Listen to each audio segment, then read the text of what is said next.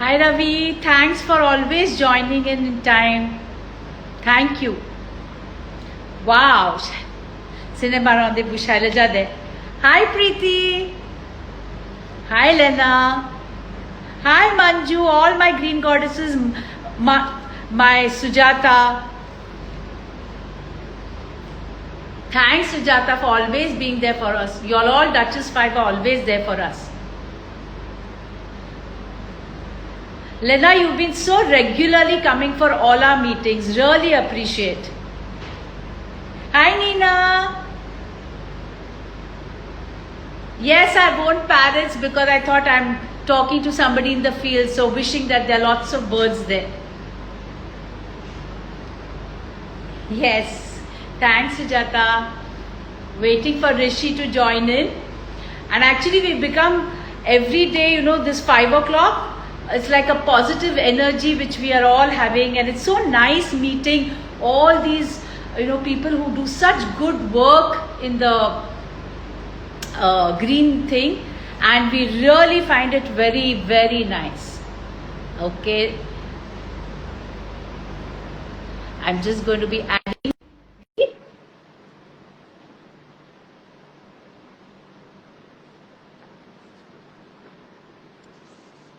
Hi Rishi. Hello. How are you? I'm All doing fine. good. Fantastic. Okay, so before we start the full thing, I thought let's just pray to the farmers, because I think because of the farmers today we are getting all our food, right? And it's such a wonderful thing that they're doing for us. And especially in this lockdown, we all really look forward for all our meals, right? So thank you to all the farmers for giving us all the grace, all the food in our plates. And they are next to God, right? Because once after we breathe, we need food to sustain. So, and you're looking beautiful. Thank you. You Okay. too.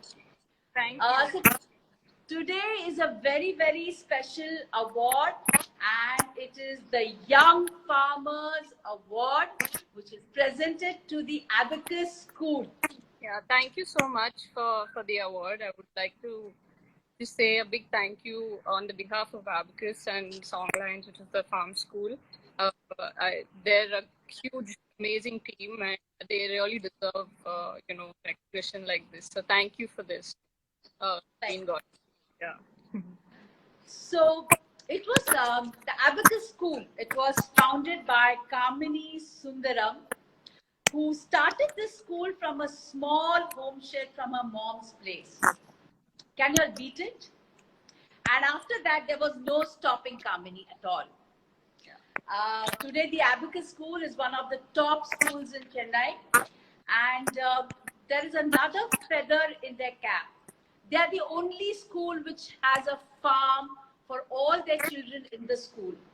And it's just amazing that all these students have a hands-on experience at the farm, and which is provided in Chennai. Can you imagine an urban place which has such a beautiful farm, which all the kids are exposed to? Kamini, actually, I feel like going back as a small child and getting back to school. That's how you've tempted me with this farm school. Yeah, I think So the other thing is, today we have Rishika, who's their resource teacher. Okay, for me, Rishi is my friend, where we both used to have these notes, and when we really liked Dhamma Chennai, and both of us really wanted to settle down here. And that's what we've done, right? Rishi, you've settled here, and I'm also settled here. So because Chennai is a very beautiful place. Of course, she did her Viscom and is a great photographer. We always look at Rishi for good photography, and she's like always there to help us. And then she went to Warwick and did her sustainability project, her thesis on the restaurant and the business restaurants and the hotels. And that's why today at Brew Room, you do not have any plastics or the straws. Thanks to Rishi, that Brew Room doesn't have that, okay? And of course, from there, she has gone to Auroville and done her 3-month stint in the NGO for waste management. And she's a very determined girl. Don't go by her small frame, okay? She sat and learned the cycle just to be there in Oregon. So Yeah. love your determination, okay? We love it. We love your determination. Yeah. And of course, she's the love of the family. Everybody loves Rishi. When Rishi is there, everything is just fine for all of us. And so I don't want to take any further thing and want to talk to you about your Abacus school. Tell me, Rishi, how did the name Songlines Farm School came up? So, Songlines actually is it's an Australian Aboriginal term, which is a story about a that people find their way or they find their journey by singing the songs of creators of nature. So that's how Kamni Auntie had coined the name, and I think it's very appropriate because children are kind of finding their way. They're finding themselves to the farm. So that's how it came about. Yeah. Oh, so it's a really apt way, right? They sing songs and enjoy life and still learn, right? It's a very, very apt name. Loved it, Kamini. Very, very nice name. So tell me, how did this farm school come into being and how did the whole idea actually come up? So just Abacus as a Montessori school, Montessori believes that basically the child needs to work within nature and needs to find themselves within nature. So Montessori creates environment for children based on their needs, what they're looking for depending on their age. So the farm school is just pretty much a very natural extension of, their growing up or going to school. It's just very fortunate that they have access to a farm, but so in even in the farm, they the environments are created based on the age groups.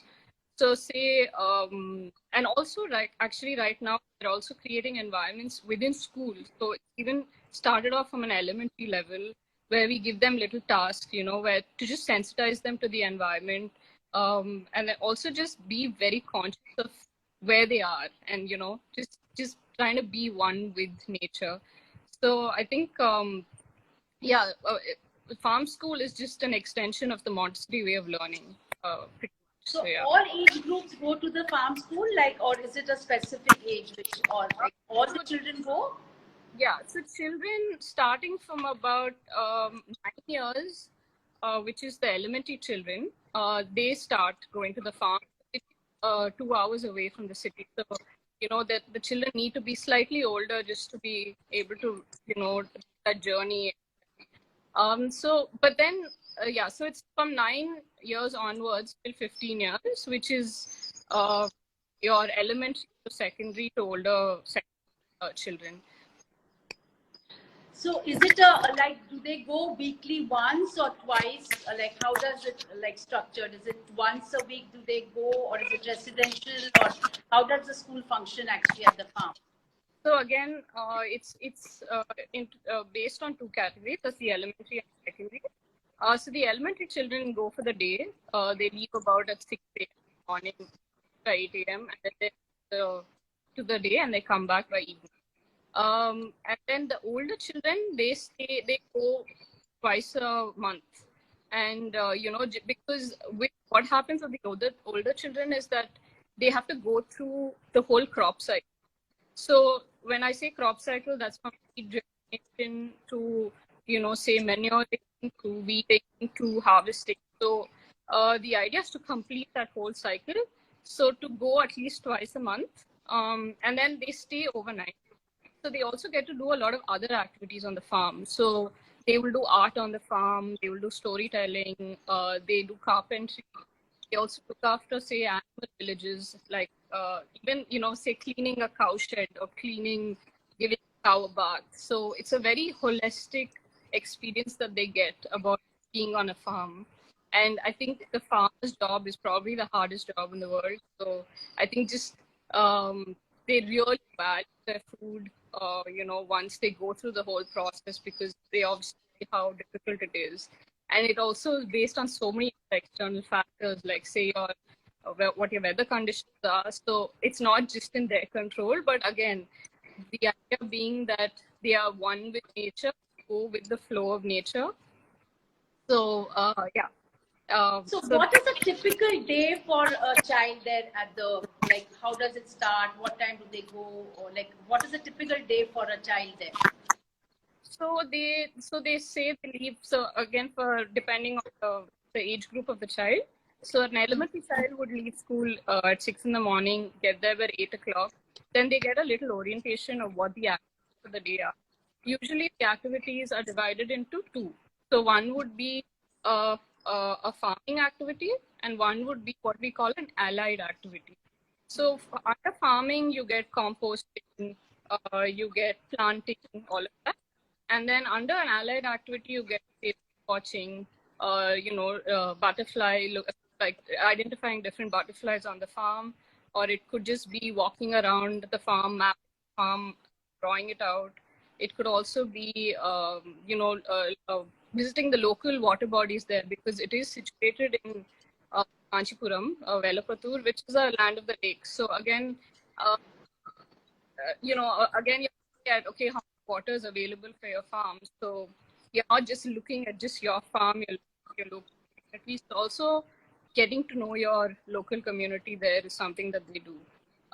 With the old children, what happens is that they go in the afternoon and then they get this thing of they get farming and activities, and then what they do is they split up their day so that they can do different activities, including they also include other subjects, like say when they're doing carpentry, how they can include their physics into the what you're doing, or if they say there's a really old temple in the vicinity, they go visit, so history is included. They do a little bit of storytelling, which is literature. So it's again, I think it's the whole coming together of the Montessori system is what happens on the farm. And Oh, also that they take their time to kind of just be, just explore on their own, discover what they like, what is calling out to them. So they do stargazing and things like that. So yeah, a lot happens. Oh, wow. Lovely. It sounds really interesting. For the kids, they must be really enjoying that, right? The whole experience. And how do you think, like, do you think that because they learn that, how do they manage their normal curriculum back at school? Does it, like, how do they coordinate that? So like I mentioned, I think what they learn in a classroom is what you also try to integrate into your farm experience, your farm school experience. So say they're learning about certain species of plants, they're getting that practical experience of actually, going on the farm and looking at the certain type of leaf, or how many veins it has, or if it's a monocrop, or if it can be grown under permaculture. So I think there are, and then there's also like when you're doing, say, making a fertilizer, for example. So you have to do it in certain ratios, or say 1:2. So there is mathematics as well, or you're weighing something. So all of that, there is a lot of what you apply, what you learn in school that you apply practically. So yeah, I think I wouldn't say that they're isolated. I would say they're quite um, an integrated system. Uh, yeah, food and farms. So, what are the crops grown there, and normally, how does it go? How does the crop rotation happen, or what are the various crops grown there? So again, it's obviously seasonal, but say rice would be grown, paddy, is harvested through the year.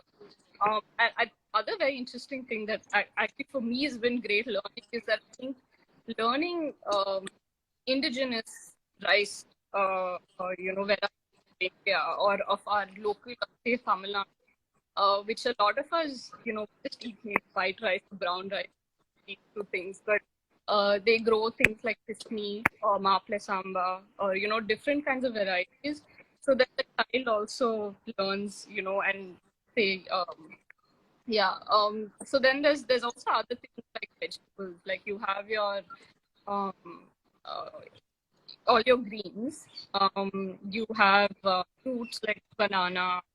Um, then you have, they also actually planted a native forest, of native on the farm. So obviously that's an untouched forest, but that's very much planted and grown by the children. And yeah, you have even your tomato and your vegetables that you and your cucumber, things like that. So again, each vegetable has a different way that it's planted. Yeah, it's interesting to for even for us as teachers of company, then it's great amount to learn. Yeah. So how are you managing in the lockdown with this lockdown and kids are not able to go to school and Montessori is actually hands-on. How are you all coping with the farm activities and just give us an insight into that. I think firstly, I mean, just the situation we're in, right? I mean, to first understand why we're like COVID, it's because habitat loss. When these viruses are usually deep down in forests, and when those forests are destroyed, the viruses are exposed, and that's how they jump from animal to man. So, firstly, like to let children understand what the situation is about, and so now what is also happening during this situation in COVID, I don't know how many people are very aware. There have been a lot of clearances in India of forests, which are not illegal actually. So they've actually all the children are taking up these causes, these campaigns. We've developed this module called Artivism. So through art, they campaign online. They draw and they spread the word among their peers and their people at home as well. So and also I think they've been given a little activities, say for like children, just observe, like say how a spider creates in house, and how a bee, if you find a bee or a beehive or something, or how they their activity. So again, you're making them notice really tiny things in their surroundings, which probably doesn't usually happen. Yeah, I wouldn't say it's so much about teaching online virtually, but it's just about giving them little tasks, which keeping them and letting them come up with their own creative ideas. Yeah. So that's really creative, right? Even in this time, you all have been able to manage to, keep them creative and occupied. And that's, I think, something which we all need to learn from the farm school. And tell me something. They had come to the Green Christmas Carnival and they sell also, right? They are even selling their products at school. How does that shop work? Is it on profitability? And they were amazing at the Christmas Carnival. So just I want to know what the children felt at that time. So yeah, thank you for that, because so we have a farm shop in school where basically whatever they grow at the farm, whatever is grown there is also sold by the children to us, our school parents or the teachers. So again, they've been doing that themselves. They've been conducting this job by themselves. And I think that carnival was the first experience for them, and they really blew all our minds, because we just didn't have to do anything. They were just there and managing the whole show, and it was quite amazing. But that being said, I think with the farm shop, it's not so much about say making profit, but it is about the whole experience, about working as a community, valuing what you're selling, weighing your different vegetables again, like accounting. So being responsible for your sales and creating that relationship between say your customer and yourself, or even your peer group, right? Like who you are in a group with, who you're selling. Um, and then it's quite interesting because we keep reviewing, having meetings, and they're the ones who come up with what, we need more time. Say we need a spot to put up the shop where, cars are parked elsewhere and they come on their own. So they come up with their own solutions. They actually came up even with a subscription model on their. So when the time, say now that we're away from school, what happens to the produce? So they actually do the subscription model where they say, okay, each parent subscribes and then you get X amount of rice and you get whatever vegetables are available in the season. So and they go and communicate it to the parents. So yeah, it's quite a nice feeling to just be a part of all of this and then just watch sometimes, because there's just so much learning. But the things they ask, like you're just wondering half the time, oh my god, how old are these kids? So yeah. But I'm so glad, Rishi, that you are in this, because once I think I had spoken to Tata, your grandfather, and when I showed him the brew room, and he said, Rishi is actually supposed to be in farms and lands, because that is where her real calling is. And I'm so glad.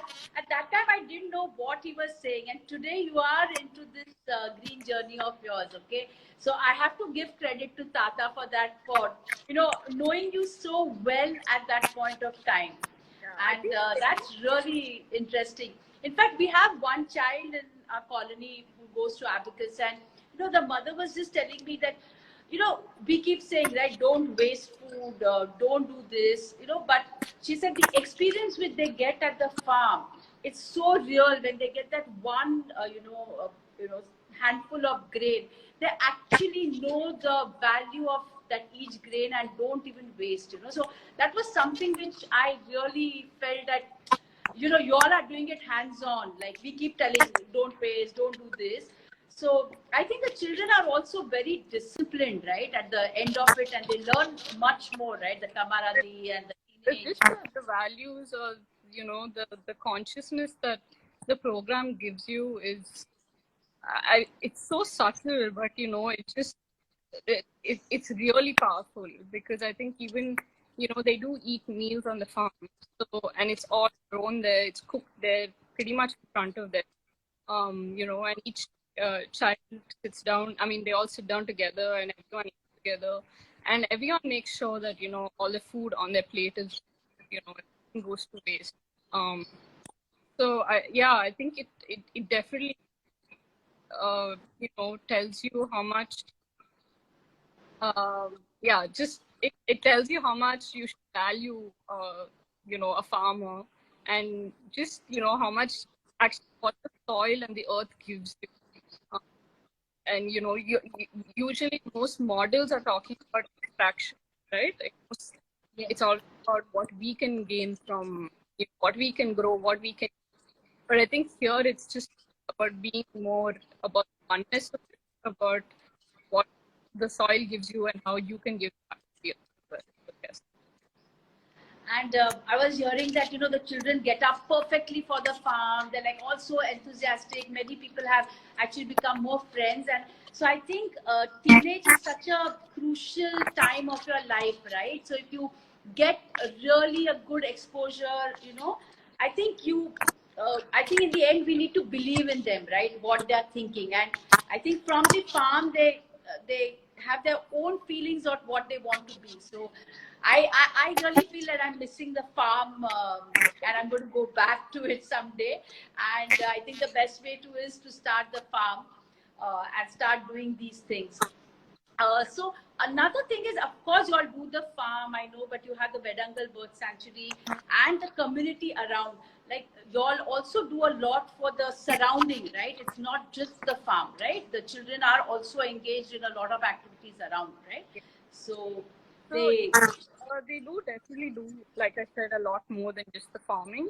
They get to know, they visit the local community, they visit the village. They've actually visited even the local fairs, which is called the Sundays, just to see how, those are conducted. And in fact, class 9 children have done a survey of, the ecological challenges that the local community there is facing. And they're going to do they're going to present a webinar in July sometime this, I'll let you know when the date is. I'm not quite Yes, sure. please. But, what they've actually learned from just talking to the local community there. And yeah, they do visit, say, like the Vedantangal, the bird park. So now when all of these permissions are being given, for companies to come and, set up their, operations in their ecosystem. So a lot, it really resonates with them, because they obviously have been there. They know what the park is like. They know the birds that come there. So a lot of them have been participating in the campaigning right now. And I think, so the other activities, like I said, is also like, say, they do come. They visit the mills around, the dairy farms around. So they also know what's happening, because again, the farm is part of the community there. So again, we're not isolated. So it's also about how you're engaging with that community. There are people who are coming from the local village who come and work on the farm.